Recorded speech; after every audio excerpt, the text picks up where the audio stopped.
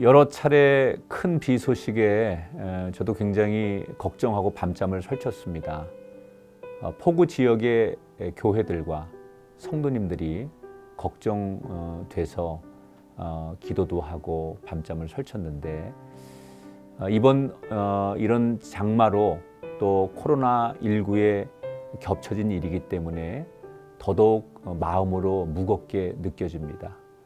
그러나 여러분 힘내십시오. 어려움을 당한 교회들과 우리 성도님들, 그리고 모든 분들을 위해 저도 진심으로 기도하고 하나님의 은총을 구하도록 하겠습니다.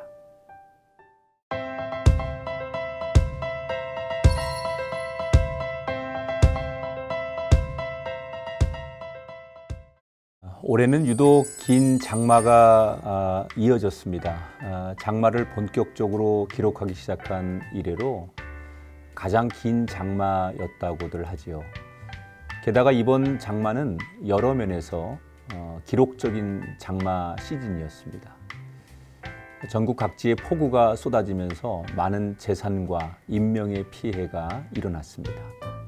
인간의 힘으로 어찌할 수 없는 자연의 힘 앞에서 적잖은 사람들이 무력함을 느꼈습니다. 특별히 피해를 당한 분들 중에는 하나님에 대한 원망과 불신을 심각하게 고민하는 이야기도 여기저기서 들립니다. 하나님은 우리를 사랑하신다면서 왜 홍수로 모든 것을 다 쓸어가는지 이해할 수 없다라는 말들입니다. 여러분, 자연을 다스리는 하나님께서 이러한 재해를 주신다는 것은 우리를 사랑하지 않고 버렸다는 증거일까요? 우리를 심판하겠다는 분노의 표시일까요? 그것은 전부 다 하나님을 오해하는 겁니다. 우리가 때로 접하게 되는 이 홍수는 절대 심판이 아닙니다. 물론 성경에 딱 한 번 홍수를 통한 심판이 있었습니다. 그게 바로 노아의 홍수였지요. 그러나 노아의 홍수를 보신 뒤에 하나님은 우리에게 약속하셨습니다. 다시는 물로 심판하지 않겠다. 이것을 반복하지 않으시겠다고 약속을 하셨습니다. 그러므로 우리는 홍수를 보며 심판을 두려워할 필요가 없습니다. 아니, 홍수뿐만이 아닙니다. 그 어떤 것에도 이것이 하나님의 심판이다, 저것이 하나님의 심판이다, 속단하고 두려워할 필요가 없습니다.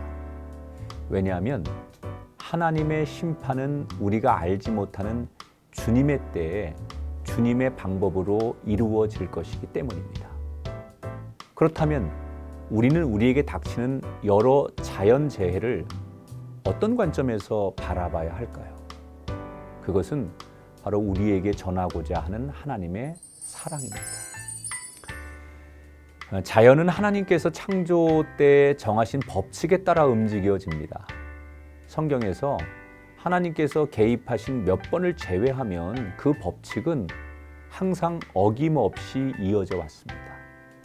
그렇다면 하나님은 왜 자연을 법칙대로 돌아가도록 창조하셨을까요? 하나님은 우리가 불확실한 것에 두려워하지 않도록 안정적인 삶을 이어가도록 자연의 법칙을 주신 겁니다. 다만 그 창조의 신비가 무궁무진하기 때문에 다 밝혀내지 못할 뿐이고 예측하지 못한 상황에서 마주하게 되는 현상들에 우리가 당황할 뿐입니다. 다시 말씀드리면 하나님은 그만큼 우리를 향한 사랑 안에서 세상을 만드시고 운행하고 계신다는 겁니다. 그러므로 예측된 상황이든 이번 장마처럼 예측하지 못하는 상황이든 우리가 꼭 기억할 것이 있는데, 하나님이 우리를 사랑하신다는 것, 그리고 큰 뜻 안에서 이 모든 것을 주신다는 겁니다. 따라서 우리는 겸손하면 될 것 같아요. 코로나19로 인해서 인간의 탐욕이 강제로 멈춰졌습니다. 그런데 아주 짧은 시간임에도 불구하고 자연의 자정 능력이 놀랍도록 회복되었다는 뉴스를 들었습니다.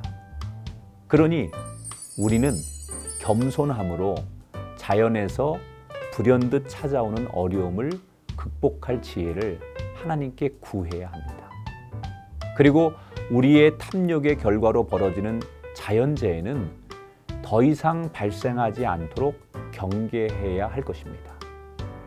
긴 장마 기간 중에 아주 잠깐 비친 햇살 속에서 만났던 하나님의 위로를 여러분 모두에게 다시 한번 전하며 하나님의 사랑을 확인하는 우리 모두가 되었으면 좋겠습니다.